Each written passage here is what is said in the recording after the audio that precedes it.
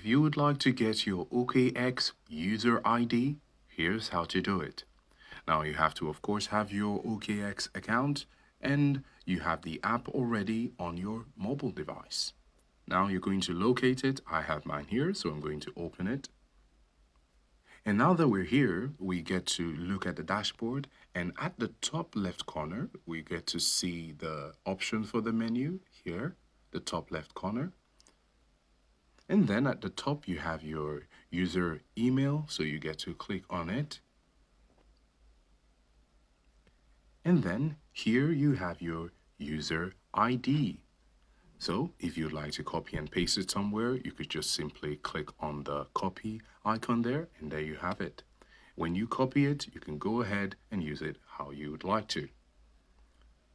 So this is how to get your OKX user ID.